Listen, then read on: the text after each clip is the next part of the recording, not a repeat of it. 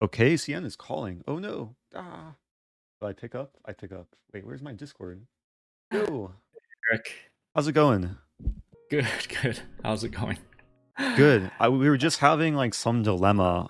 What do I call you? Do I call you David or Korean American chess noob or noob? Oh, okay. Yeah, no, David is perfect. I think a lot of people some people call me like Korean or KCN, but yeah, David is good. That's my Sounds good. name, Yeah, spelling every name. time I So see you in chat, I either abbreviate or go the full length with all the syllables. yeah, thanks for asking, Eric. That's so kind of you. Yeah. And I guess the first thing to note when, like, assuming you're starting with knight f6, which is probably like the most flexible move, white can play c4, or white can play bishop f4 or knight f3. These are like the common alternatives, or even bishop g5. Mhm. So, like, already with white's second move, there's a bunch of different ways for the position to kind of branch out. Yeah, Um, Most commonly, you'll run into c4 and bishop f4. I guess yeah. knight f3 is Mhm. also like mixed in there. Like knight f3 could go to London or Queen's Gambit. Like there's different transpositions too. Um, but you like as black, I guess you have to distinguish between when white's going for c4 and when white's going for a London setup. So Mhm. you're gonna have to like treat this as a perhaps a few different openings. Um, Yeah, I see. when white plays c4, I'll just give you a list of the options which I think would be most aligned with your style.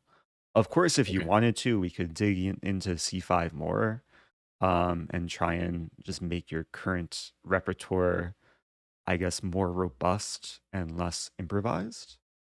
Mhm.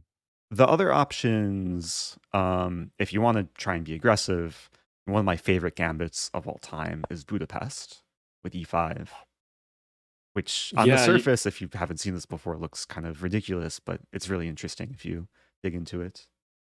yeah, you know what, Eric? I actually it's funny, the first time I came across, hey, what do I do against D4? Hmm. I actually watched your video on the Budapest Gambit, Oh, and you have a YouTube video where it goes down that 10 move line where white gets mated with the yeah, should knight. probably just show that real quick for people who maybe haven't seen this before. I assume you're referring to this one. Yeah, but I realized I guess that maybe I didn't study it enough, and Hmm. I think I just didn't study it enough, and I wasn't prepared for the other lines, I think. And Gotcha. I quickly I think just stopped playing it. So, but Gotcha. I did give this a shot, yeah. But this is very nice. So with any, yeah, so like maybe we won't have to like go back to Budapest if you've already tried it and it didn't work. But with any opening you choose, like there's always going to be some early discomfort, especially when you're just playing new types of positions. And important if you are like changing your repertoire that you stick with the lines for some extended period of time, Yeah. regardless of what you choose, and rather than uh, like giving up a line too soon, try and go back and find where the improvements are. Um, of course, one of the drawbacks of Budapest 2 is white can avoid it by playing knight f3 first, and Mhm. Mhm. then you don't have e5, and white can still transpose into more Queen's Gambit types of positions or d4 main lines. Yeah. Um, Mhm. so going back to this position, okay, Budapest is still it's still an opening dear to my heart. Um, Another approach is a knight's tango, which is knight c6, which is Mhm. weirdly similar to the Budapest, but it's not really a gambit. It's more like a an offbeat strategic opening that can still lead to interesting types of attacking positions. And the Mhm. idea is to play an early e5. Oh, Um, okay. so if white plays like very natural move, knight c3, you play e5, And this time the pawn's supported. Like if white takes, you take. Black's doing completely fine here. You didn't have to Hmm. gambit anything. If white plays d5, then you can get a structure which, I guess in some sense could resemble like a King's Indian. And I know you mentioned you played King's Indian at some point, but it's actually a more pleasant King's Indian because your knight will come directly to the king side. Your bishop will develop outside this eventual pawn chain. So if we just play a few moves, let's say knight f3 here, here. This is ideal setup, which you can get from a lot of like Knight's Tango positions, where then later in the middle game, you're in very good shape to attack on the king side. Very low risk, very strategic. It can be enjoyable to play if you can at least achieve this early structure with pawn on d5 and your pawn on e5 and d6. I see. So I'm just trying to give you like a taste of different options, um and then maybe you can choose like what sort of this is a weird comparison, but like what sort of entree you want. If you want the fish, the chicken, everything should be edible. It's just kind of the flavor of position that you Nice. want. Yeah, that sounds awesome, Eric. I appreciate that. This Knights Tango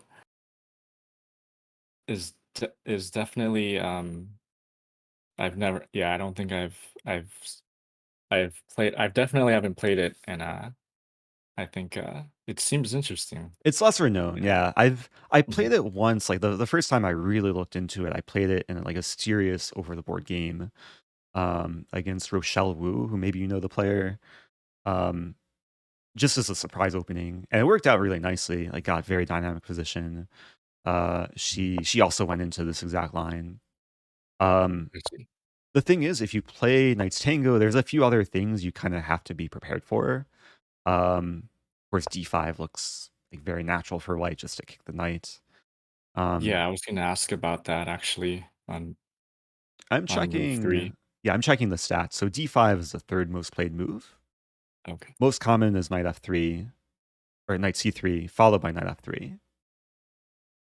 If white plays D5, I think from a objective point of view, this is not such a great move because after knight E5, white's a bit overextended, and you're ready to play E6 on the very next move.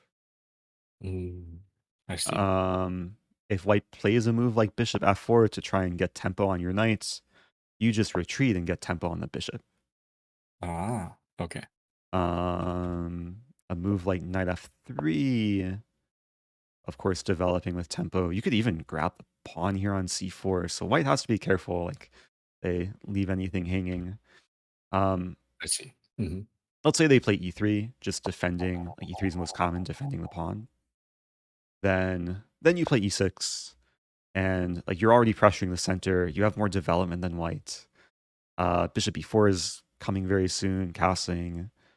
Um, and there's been a few thousand games from this position. Black scores reasonably well, where you're getting something a bit more offbeat compared to the some more standard lines. I see. Mhm. Um, so of course, like we can dig into these lines more. Um, but going back to this position, I think the most annoying move to meet as a Knights Tango player is knight f3 because Mm, then you can play e5 and you have to kind of mix up your plans a bit. Actually, maybe you could still play e5 and transpose to a Budapest, but mm. the move I would recommend here is e6. And E6, then okay. Mhm. the plan is actually very simple, and you actually could transpose into what will resemble a Nimzo Indian, where you put your bishop on b4, you prioritize just quick development of your pieces, you'll castle very quickly, and the general plan is to go for a setup with d6 and eventually e5. Ah, I see. So Okay. there's a lot of ways this can branch out, but as long as you know kind of the arrows that I've drawn, maybe in conjunction with queen e7, it's hard to Mhm. go wrong as black. Um, I see. And then the bishop, the light squared bishop will just will come out usually to come out F. last, Oh, but it okay. To stays on E4. this diagonal. Okay. And yeah, the Hmm. reason why you put your pawns up like this, not only to fight for the center, but to give your bishop some life later on. Yeah. Hmm. Um, so I white will see. play this or this, but regardless of what white does, you play bishop e4, castle. Um, when the knight's on c3 at some point, you usually like to take it, eventually damage the structure.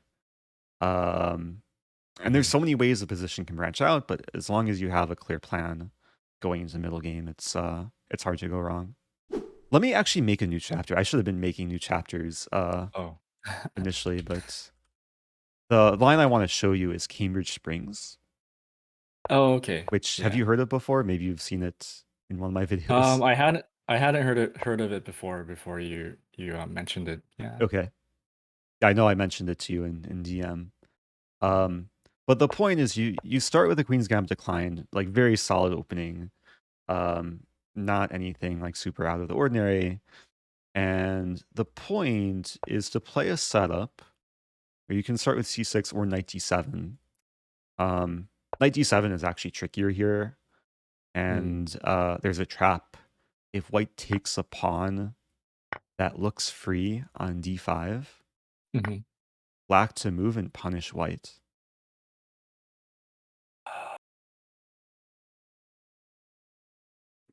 The first move that come mm, first move that came to mind was bishop b4, but that just hangs the bishop. That's one way to lose more material. Yeah. um, I don't think I see it, Eric. Okay. I'll go ahead and show you. Actually, no. I'll give you a clue.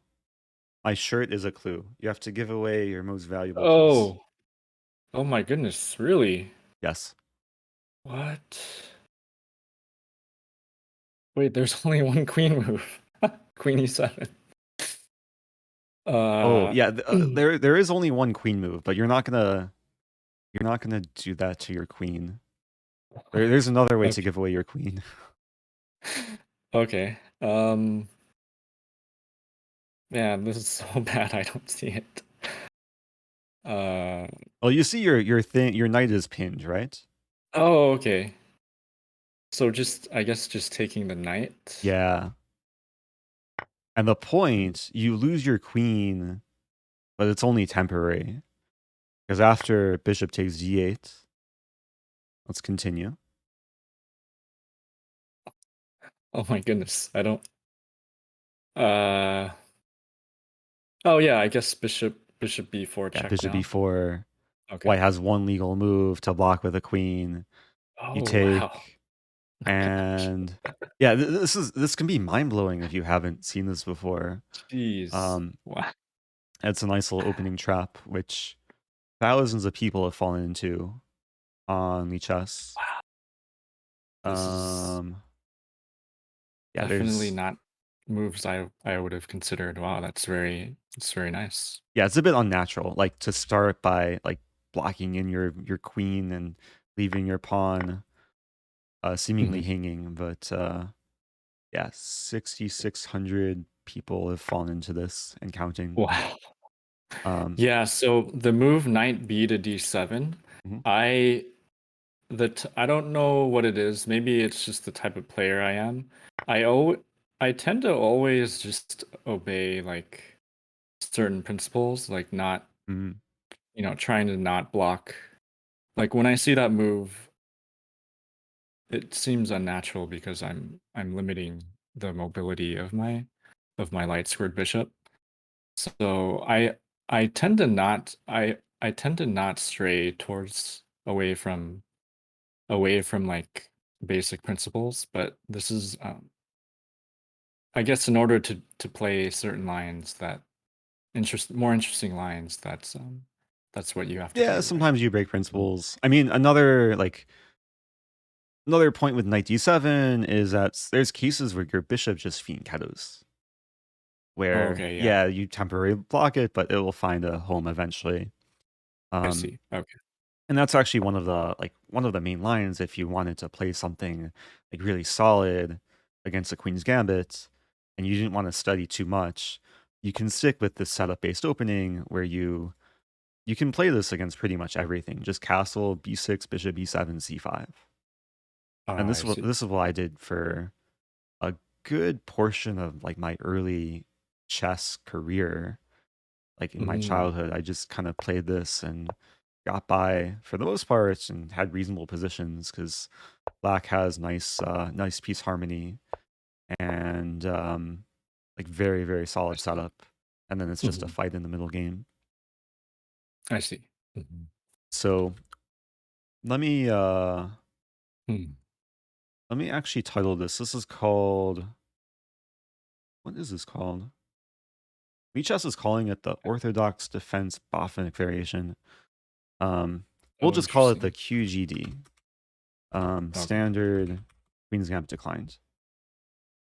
Um, which is Wait, not the this was Cambridge the. Springs. Oh, it's not. It's Oh, not. We're getting to okay. that. Oh, So okay. Cambridge Springs is when you're not going to fiend counter the bishop.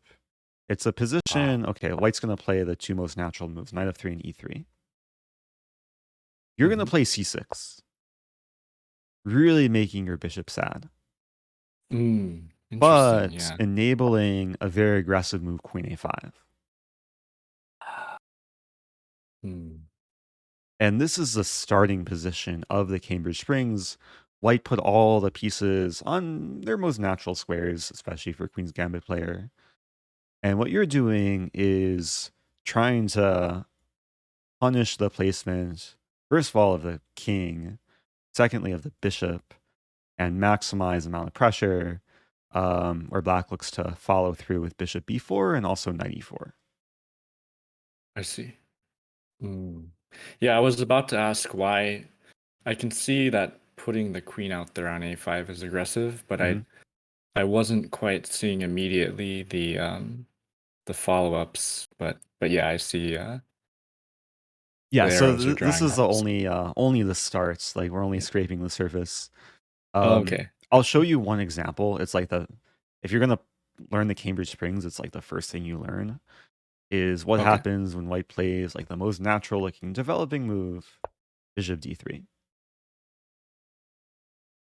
Hmm. And if I were cruel, I would give this position to you and have you find the best move. But I'm not Oh, too cruel. I'm gonna give you one. I'm gonna give you the first move, but I'll have you find the second okay. move. Okay. Thank you. So only being slightly cruel. So you're gonna take. Okay. White will take back. And now it's up to you to find the continuation. You're Black. Got Um, it. I don't think Hmm. I want to give you any clues. Just find the move that you think is best here. Sure. Sure, Eric. The moves that jump out at me are, I mean, 94. I think you did mention earlier bishop b4.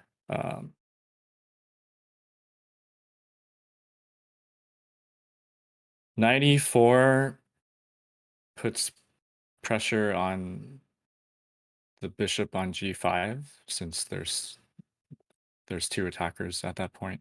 Um, and oh, maybe I should use arrows as well, Yeah, but you I guess you could draw arrows too. yeah. I guess maybe I should think some more, but I think yeah, I think those are probably the moves So if you had to that I choose would. between knight e4 and bishop e4, which Mhm, move is more powerful?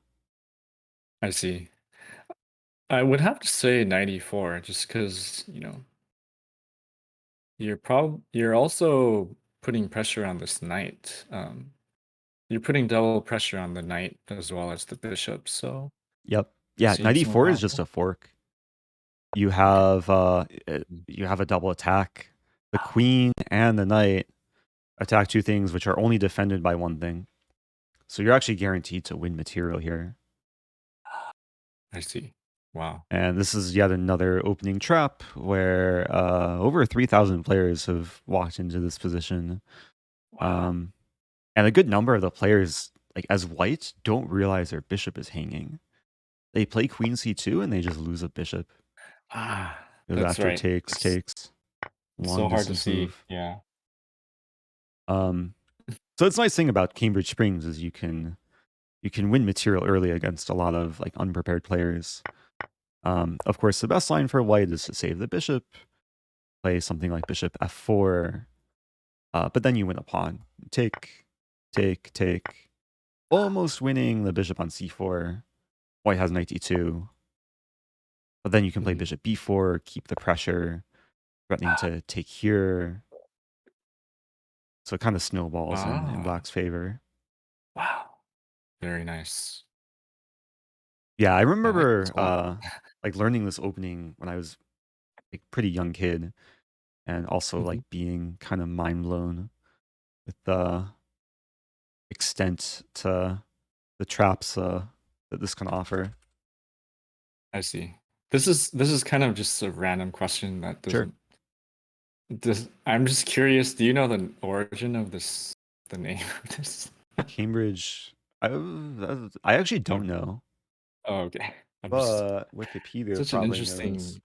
So the first recorded use of Cambridge Springs was Emanuel Lasker in 1892, Okay. and he played it.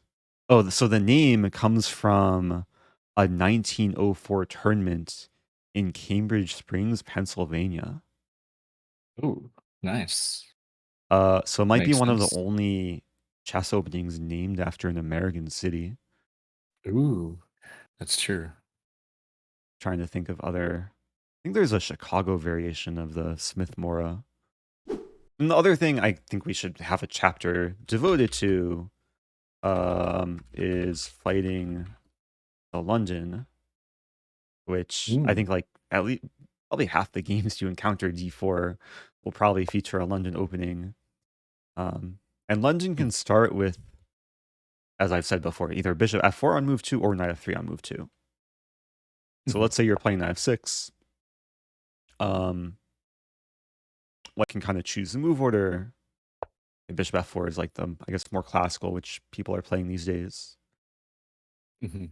And I did look up your games and opening tree. I saw you play like a really cool system against a London. Um. Yeah. I mean, sometimes I try this just because depending on the opponent's rating, I'll try this. I'll try this opening. I guess It's like it's g5 basically an idea. opening trap. Hmm. Yeah. Yeah, with G5. So just to show for Uh, chat, g5 takes and queen a5 check, which I think you've had in like half your games when you reach this position, which is kind of impressive. yeah. Yeah, if the opponent's rating is perhaps similar to mine, then I sometimes I give it a shot. Yeah. Hmm.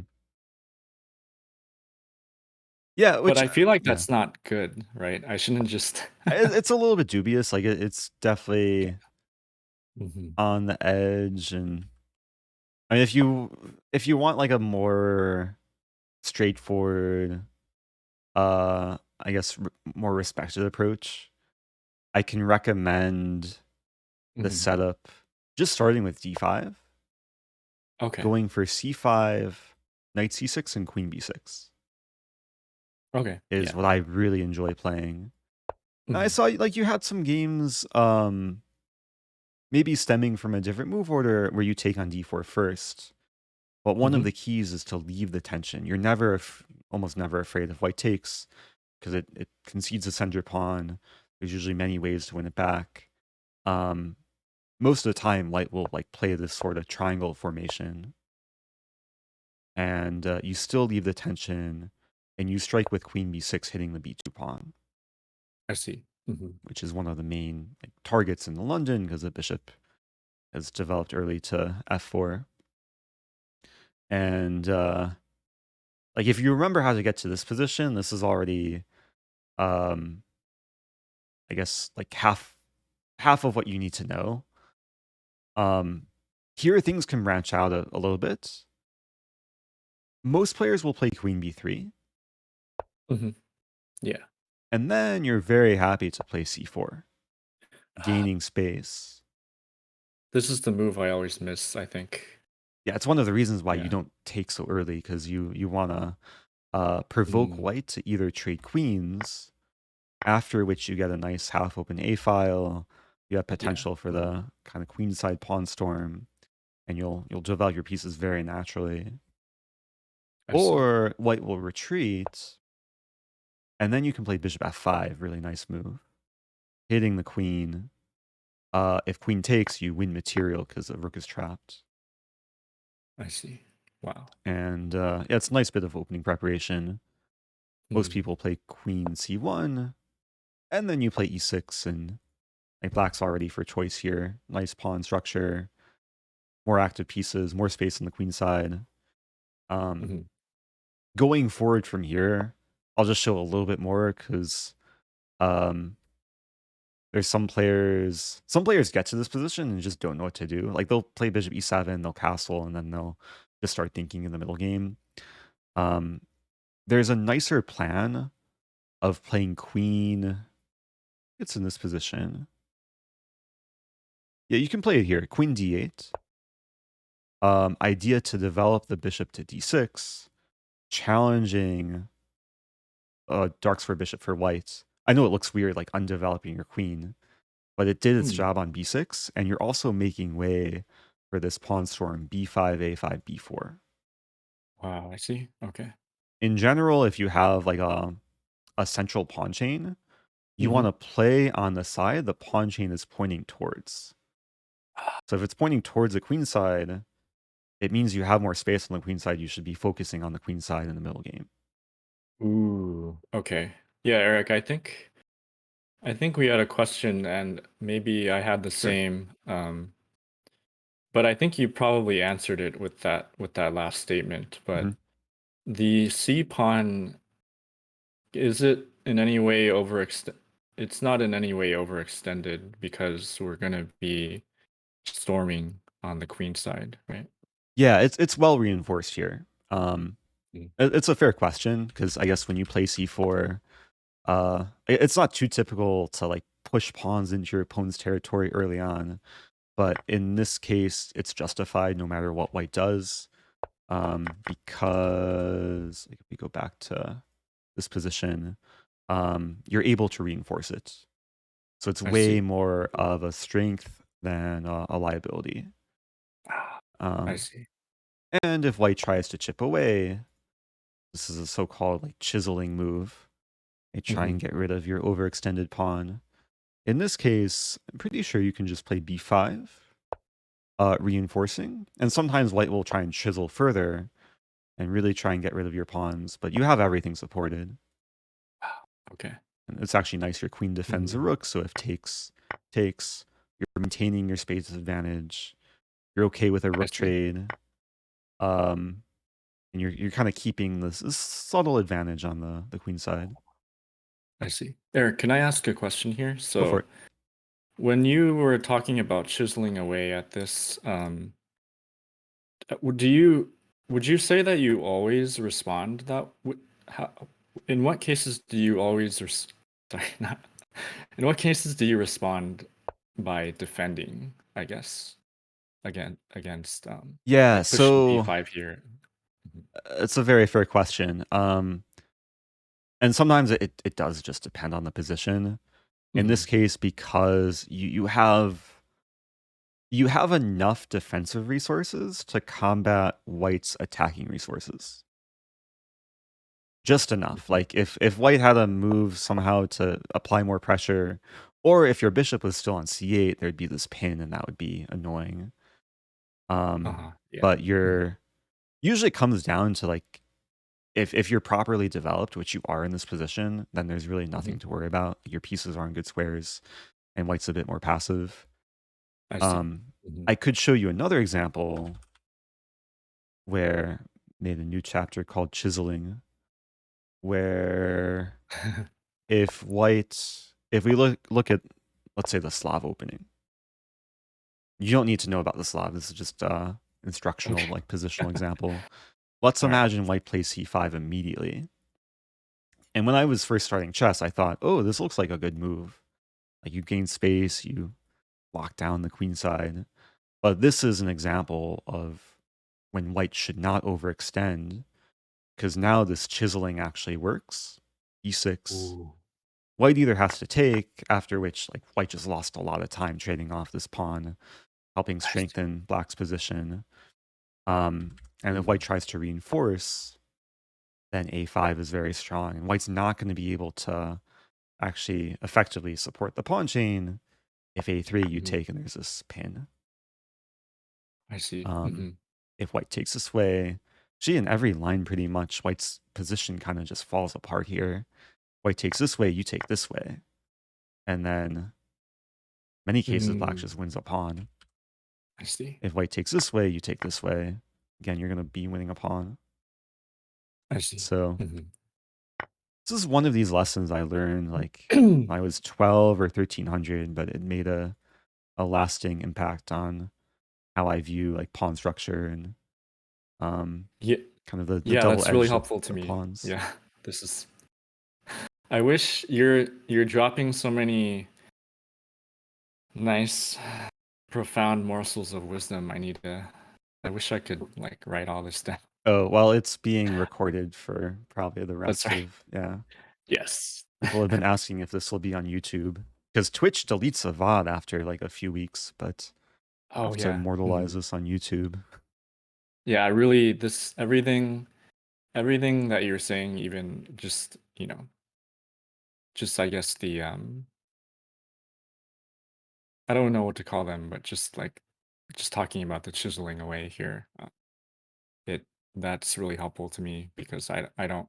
It seems like a principle that I should know, but I didn't really. I think. No One worries. last question on the anti-London. Sure. Do you I saw on a YouTube video where and when is it wise to play a6? Um, I guess like after queen b6. Is it something that you play at all?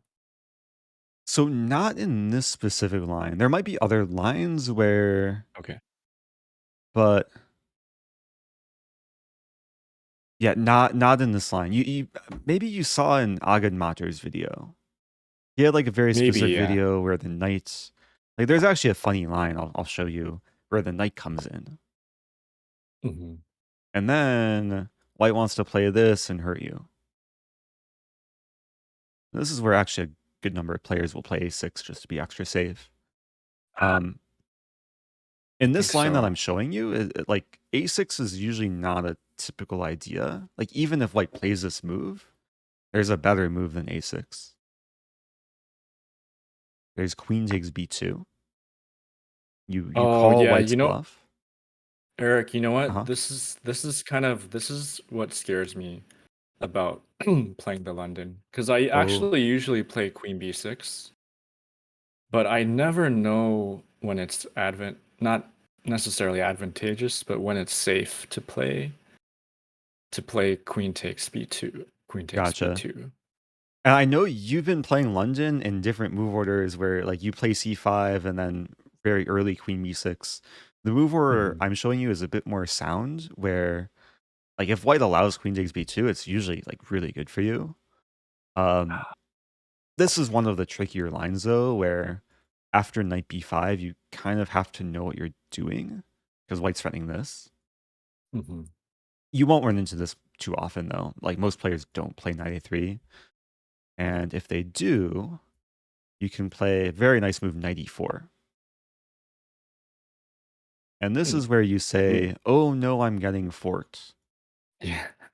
and then white will fork you. You'll lose a rook, and now black to Ooh. move. Yeah.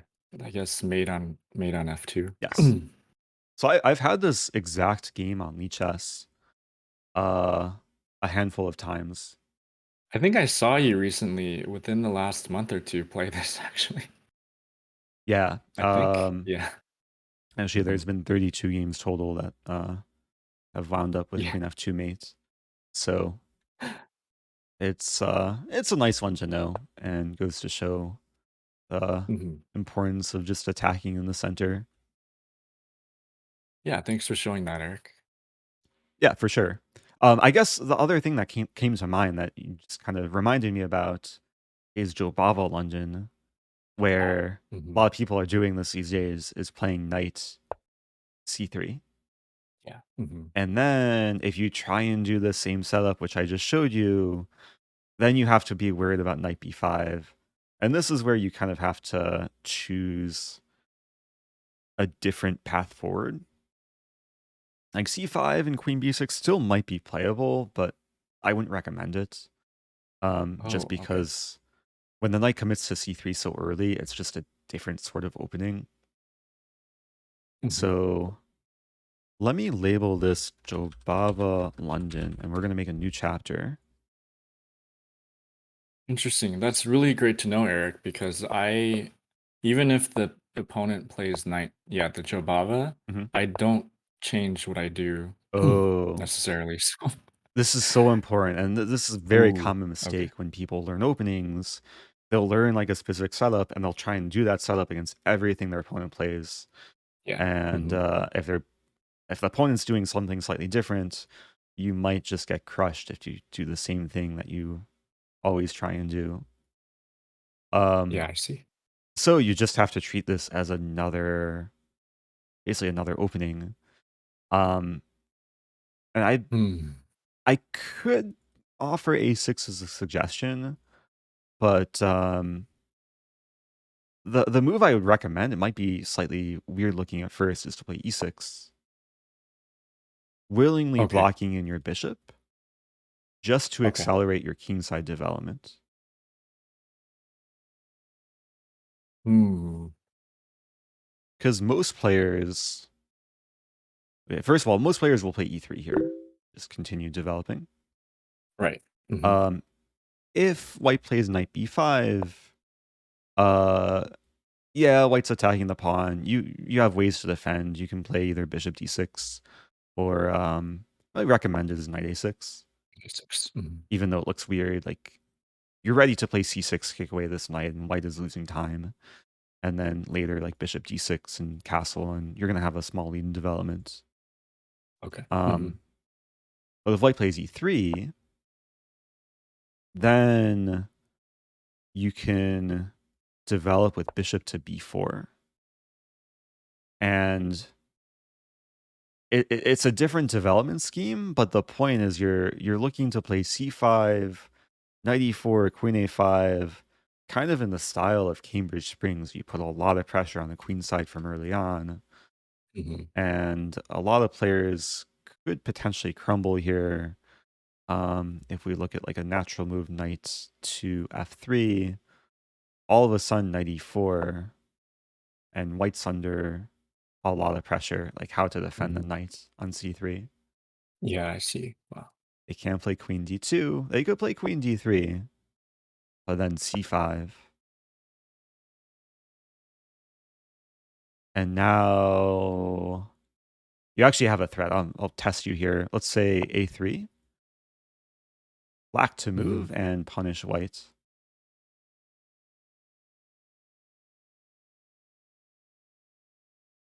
I was thinking C4 immediately. That's the first move that came to mind. Good instinct. Yeah, this is another case where overextending is justified. And it's not Mhm. really overextending. You're just attacking white, and you're removing the queen from defending c3. So wherever the Yeah, I queen see. moves, you can. Actually, it's an interesting decision here. If you take with knight or bishop, Hmm. both moves are winning. Taking with bishop is I see. simple. Take, take, take. And yeah, you win a pawn. I see. Hmm. If knight takes, you have to be prepared for queen d2, which is a bit weird. I see. Hmm.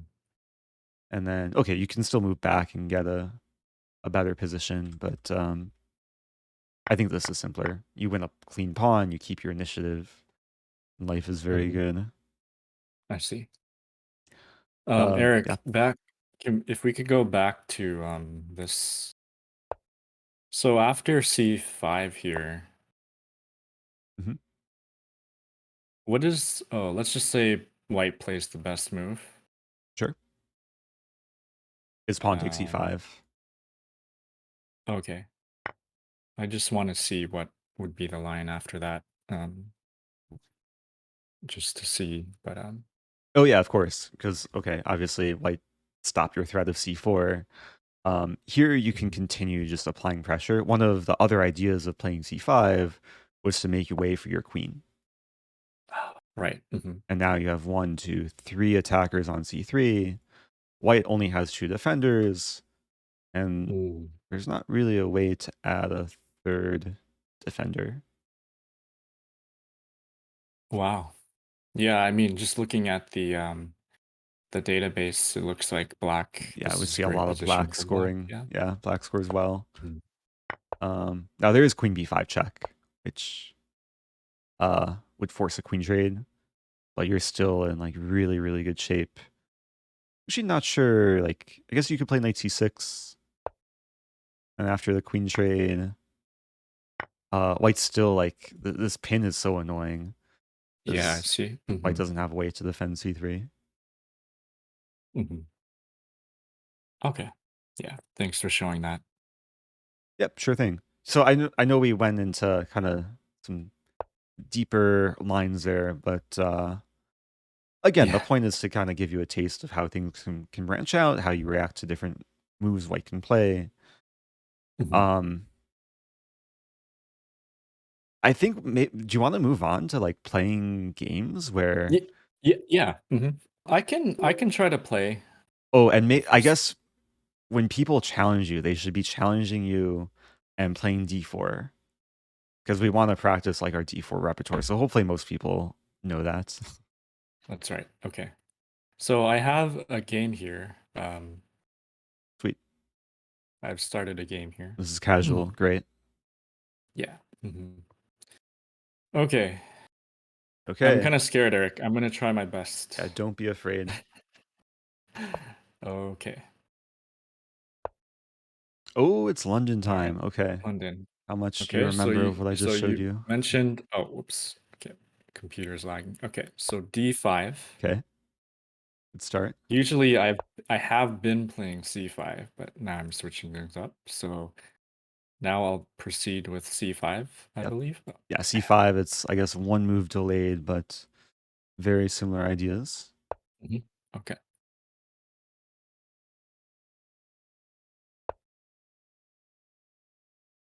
Okay. I think knight C6 seems good to me. Looking good. I guess just what you mentioned against the London. Well, Yeah, actually it's that hangs the pawn, but that's okay, right? that's okay. That's completely okay. Like Yeah. you're So, basically playing a reverse queen's gambit, where if white were to take the pawn, you'd win it back in a variety of ways. right. Yeah. Ooh, Oh, Eric. So you know what? This position uh-huh. really confuses me a lot of the time. When there's pawns attacking Ye- pawns. Yeah, because I encounter this situation, but I always analyze my games, Hmm. and from maybe it's just me, but I always remember Stockfish saying take like a different pawn every time. Uh okay, So I so don't. I'm gonna give you a rule. Whenever there is like Okay. this pawn cube, but pawn like two pawns attacking each other adjacently, almost always supposed to take one of the pawns. Hmm. The way you figure out which pawn to take is um in this case, white wants to develop the light squared bishop, right? So if you take on Yeah. c4, white just takes back and develops a bishop. You don't want to help white develop. Right. Right. So by process of elimination, if you're not taking on c4, what to do? Okay. So you mentioned, yeah, I've noticed that you always want to take Yeah, one at least when this occurs. So I'm just gonna take on d4. good. Okay. And there's other reasons to take on d4. Um, I going have a back to yeah, go ahead. so you said it's always best to take when this cube occurs. Is Mhm. there some underlying reason for that?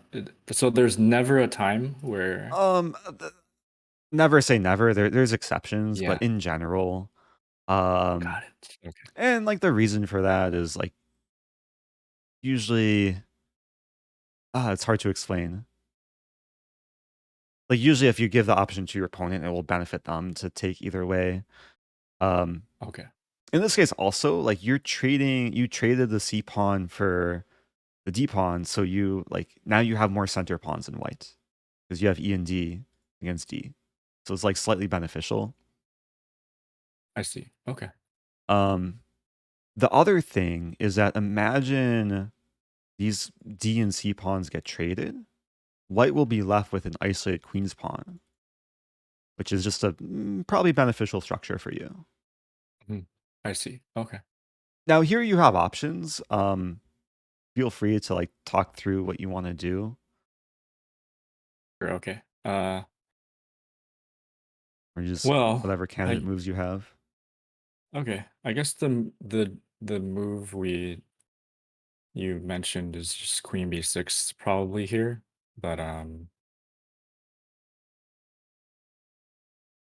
that's what I'm thinking. Maybe queen b6 or knight e4, maybe too early for knight e4. I think I'll Yeah, play queen b6 at this point. queen b6 is I think a fine move. Um, Hmm. this is slightly different than the other position because the center is more open. Um, the Hmm. other thing you should consider doing is completing development. Oh, I know, like okay. I talked about queen b6 earlier, but Oh, that was the other line. Like your bishop should oh, really develop at some point. I see. Um, So maybe e6. so you could play pawn e6. Queen b6 is still a candidate move because you're attacking b2, so you have some initiative with that.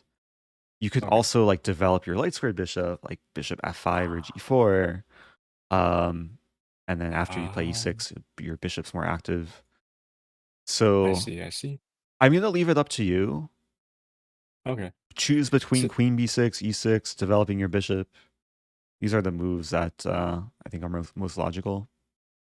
okay.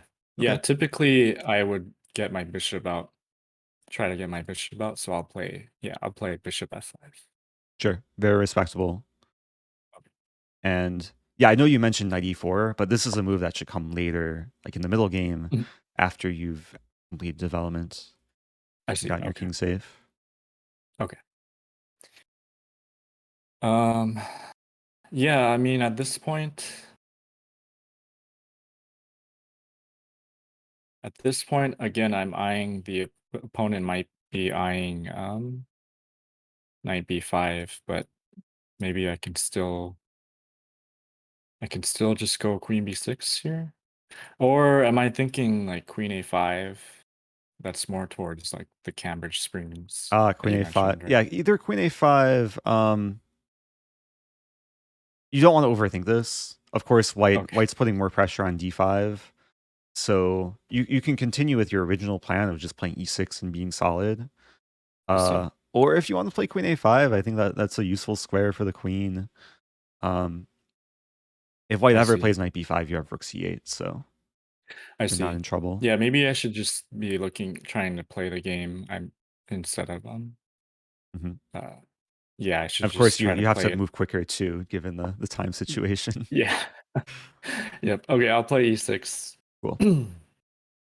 Ah, I know we've been like talking about these opening situations in like a lot of detail, but it is mhm. burning time.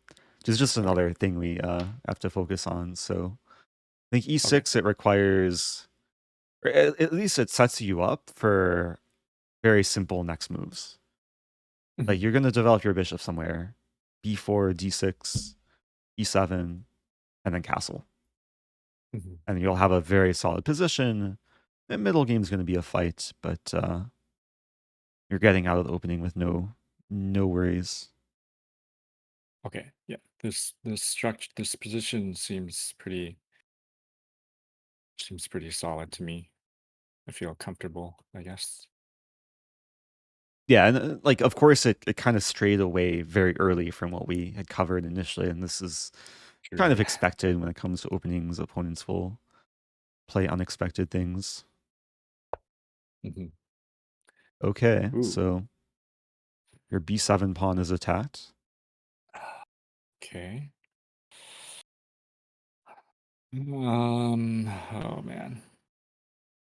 Let me ask you, is Um, there a way to develop your bishop and defend b7 simultaneously? uh, yeah, I guess bishop b4. Yeah. It's just like the most multi-purpose move. There were other moves too, but given the time Okay. situation, um, I think this is what you want to accomplish. You want to get your king safe. And if white leaves a king in the center for too long, then Hmm. then you might have time to actually punish white. I see. Yeah. Thanks for walking through the logic with me, Eric. Yeah, keep going. Okay. I would probably just castle here. Looks good. Is there an opportunity? I would probably just castle. Yeah, completely fine. Was that too? Okay. Yeah. Like there's certain things that you just don't want to overthink. Like, okay, there were Okay. options. There's still this pawn tension between d5 and c4. Hmm. But yeah, you're completing development. Yeah. So Eric, can I ask you a question here? Yeah, go for So it. when I get in these positions and all my pieces are relatively developed, obviously my queen is still Hmm. on the back rank. Let me play a move here. Yeah, exactly. So when I get to these positions, I don't really know what to do. This I this try is to very think about common. Yeah, and I try to it could think about drain time. improving. Yeah, I'll just make this move for now. Okay. Um, I mean, of course, like in these middle game positions, you want to bring your rooks in. mhm. Usually, you want to put your rooks either on open files or half open files, or Yeah. files Mhm. which might become open in the near future. So yeah, Yeah, so Queen d7 is playable. There was rook c8, which maybe would have been a bit more flexible. okay. Mhm. There's also the like at some point you might want to take on c4 and then actually give white iso pawn, and then you take away the option of white potentially playing c5. I see. So take on c4, and then And white would either when the have to take bishop with comes bishop or in. queen. Okay. Mhm. But then, like when you take on c4, then d4 becomes more of a target. Um, I see. Okay. oh, okay. So queen a4. So there's some alignment between the queens. Yeah. Uh, Any moves that come to mind here? I mean, I guess moving my knight away, but then that at the end of that, I don't know if I'm is it just even or am I winning a pawn maybe? Or do I take on c3 Hmm. first? You could take on c3 first. That removes the defender of the white queen. Yeah. Hmm. Um, I think I'll just should I just yeah, that's fine. And the reason to do okay. this is actually it's purely tactical. In general, you don't want to make this trade like which helps strengthen white center. But assuming white takes Mhm. back, now you have a really cool tactical idea, exploiting the fact white's queen is undefended. Yeah. You see it? I'm trying to see it. I Uh mean, huh. the first move that comes to my mind is just taking the pawn Which with pawn? the knight, Uh huh. but and then I have a possibility of taking the knight on f3 with check With check, if I need right? to. I guess I'll try that. Yeah, I know maybe Mhm. you don't sound so confident, but now take Mhm. your time here because there's a few candidate moves. Ooh, Of okay. course, you can take the knight with check, but what else can you do? Yeah, I see. The bishop on e2. Mm. And it also comes with Okay. check. I guess It's the I'm whole. just yeah, up a piece, I guess, right? Oh, your opponent's being so generous, Yeah. adding time and you won free material. Wow. Yeah. Okay, Okay. and now you win back the queen. Yeah, it's the power of Cool. the Okay. intermezzo in between move. Very nice. Yeah. Thank you for guiding me in that. Yeah, it's the type of thing like if you do regular tactics training, you'll see more quickly and you'll be more confident in. I see. Okay. Um, Now I I'm feel just like I should gonna. stop guiding you and you should just get the job done. Okay, I'm just gonna move my rook. Oh, though this kind of blocks my other rook. Was that maybe I should I think have moved it? yeah, there were other options. It wasn't a big decision. Like you're up a piece as long as you're not like blundering anything. Um, Mhm. and Okay, honestly, I probably would have played the same move because you put immediate pressure on white c pawns. got it. You might Mhm. even be winning another pawn here I because see. if the trade happens on d5, at the end you're gonna be hitting c3. Okay, so white's going for counterattack. Okay. I guess that just that hung the Very good. rook. I almost didn't see that. Uh, I was about to play b6.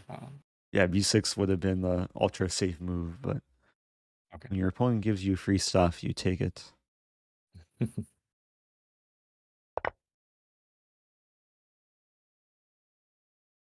Okay. Like it's still very early in the game, but like so far all you've done is like capitalize on white's I guess blunders. Of True. course, the Mhm. tactical sequence was key with knight d4. Yeah. Mhm. Now, of course, white could take Okay. back the bishop. White can just sit and cry. Okay. I guess I'll want to take a pawn, but maybe I'll just play b6 first, Hmm. just Yeah, I like because it. the knight is undefended as well. So. Yeah, yeah, you didn't want to give white any unnecessary counterplay, and uh, Mhm. and this at least one of the c pawns should fall eventually. Mhm.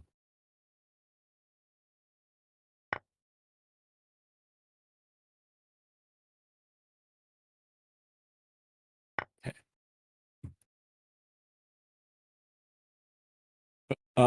For the sake of time, should we continue this game or? If the opponent wants to continue, obviously we're beyond the opening, and I feel like there are already a lot of good lessons.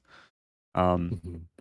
should also note like this is casual rated, so if we wanted to cut it short and play another game, that's Yeah, fine, this but I guess I'll just ask if that's okay. go Is for that it. okay, Ross the boss? Just because I know, we always say never resign because Eric says that. But okay. There's always Yeah. exceptions to the rules. All right. Okay, so c4 was like the first kind of surprise move, which um led to a lot of good lessons. The first being like, of course, should take one of the pawns before proceeding with development. As a review, if c3, you would have played queen b6, and this would have been more more following what I showed you right before the game. Hmm. Um, Yeah. Now going forward, yeah, there are a lot of options. I was actually like curious what the best approach is. You played bishop f5. I think bishop g4 is even more venomous because you pin the knight and you're really trying to exploit this pawn on d4. Oh, Eric, can I ask another? Sorry, I'm asking so many questions. Yeah, you don't have to ask if you can ask a question. Okay. All right. So this really gets me. I know this gets talked about a lot. When do you want to pin the knight as Mm, opposed to not pinning the knight? For example, I went to bishop f5. To me, this seems like white can just easily guard guard the knight with bishop e2. right? So that's kind of my thinking. I know Gotcha. this is, yeah, commonly discussed, but I still, so in this case, it's strong. So in this case, yeah, of course it always depends. Like I guess bishop f5, it's a more centralized square, and it won't immediately like be challenged with h3 or bishop e2. But the reason to play bishop g4 here is that this bishop, it's already doing another job in supporting c4. Also, you're playing bishop g4 not only with the idea of pinning the knight, but pressuring this pawn more, because in some cases you just want to take the knight and then win the d4 pawn. Got it. Yeah. Yeah, that's right. That's right. So bishop e2, then there's a few options here. Like you could continue and pressure later, or you can just win a pawn right away, given that the bishop's a bit overworked. I see. This could get messy, but it should be in black's favor, just given you have a lot of pieces just well placed in the center, and d4 should be falling. Like bishop takes c4. I think you just take on f3, and you're keeping initiative the whole time too. Queen Wow, I f3, you see. keep making threats. Wow. So the play That's flows very nicely. Yeah, that's so crazy how that flows from a seemingly common move where you're pinning the knight. There's so many opportunities. Yeah. Yeah, if we see like a slow motion replay, every single move you made in the sequence, starting with c takes d4, is Right. either a threat or a capture. You capture the pawn, when you pin the knight, you're making the threat of taking and Yeah. taking. So white defended, you make a capture, another capture, and then you win material and keep I making see. threats. So I see. Wow. yeah, Mhm. initiative is a very powerful concept in chess, Mm. and usually applies when you get like the early lead in development, or you can like develop while attacking stuff. And this is Wow. a nice example of it. I see. Eric, so when you're playing your game, when you're playing, you're always thinking about initiative on every single move. Is that right? It's one of the first things that comes to mind. Like, of course, depending on the position. Like some positions, it's hard to make threats. We have to be a bit more patient or strategic. But Mhm. if you've ever watched like these instructive videos from Gotham Chess, there's one thing that Mhm. he preaches like many of the times is checks, captures, attacks. Right. This is a way to Yeah. generate initiative where if you can play a sequence of checks, captures, attacks, you can very often either like make big improvements to your position or win material with some like tactical sequence. Um, Right. Right. Mhm. so it's always something like you should at least check first to see if you have moves to seize initiative, and then if you don't, then you want to look for more more strategic moves which either make improvements or have some like plan in mind, whether it be like improving your worst place piece or pressuring one of your opponent's weaknesses, or sometimes just defending the opponent's threat. Like there's different things you can ask yourself what to do. Yeah, I see. I think when I always have that in mind when I'm doing puzzles, obviously. But I realize I don't I don't always have that mindset when I play my games. So I think I need to try to adopt that more. Thanks for Yeah. that, Eric. And like sometimes puzzles, like there's one clear solution where obviously like you want to be winning material somehow or mating, but in chess it's not always like so clear cut. Where Hmm. like bishop g4, it's not really a puzzle type thing, but it's the most active move to put white under the most pressure. So Yeah, very maintaining the often pressure. moves like this can later lead to like puzzle type situations where you can eventually win material. I see. Um, like in order to generate tactics, your pieces need to be on good squares. Right, I see. Yeah, thanks, Eric. Yeah. And I think what happened in the game, like you got your pieces to good squares, and then white actually just fell victim, given there were Hmm. different targets in the position, and I know I kind of helped with this. Of course, the game was unrated, so no rating points were Yeah. lost. The cost of your opponent, but it was a very nice idea to first remove the defender of the queen, and then proceed with this. It's pretty Mhm. aesthetic tactical sequence. Yeah, it's very nice. So Eric, removing the defender, that was the move you would. Is that what the move? Was that the right move, or Yeah, bishop takes was c3 that the? was, I think, maybe the only way to win material by force, Okay. because if you take first on d4, there's a few problems with this. Of course, the queen's still defended, so white could take back, and you just lost a piece. Okay, I see. Mhm. But when we remove the knight, then we're setting up this nice little knight takes d4 with in between move. Right. So I it's a see. nice pattern. Okay. And then yeah, oh, that was a pretty quick Okay. game. Yeah. At least in terms of number of moves, but Mhm. we got some good lessons from it. Yeah, definitely. Thanks so much. Yeah, This is a great instructive game. I hope you got some value from this. Hope people watching got value from this. If this goes on Yeah. YouTube, shout out to YouTube people. Yeah, I'll leave thanks a so link much, to your Eric. Twitch channel in the future YouTube description and in the Oh Twitch chat man. too. Eric, thanks so much. Hey, how about a big cheers to Eric Oh, let's for go. Thanks, David. Wait, wait, big wait, cheers wait. to Eric. Wait. I have the same mug. Oh, I need nice. to wash it, but All right. yeah, Treat every cheers. blunder as a gambit. Yeah. Let's go.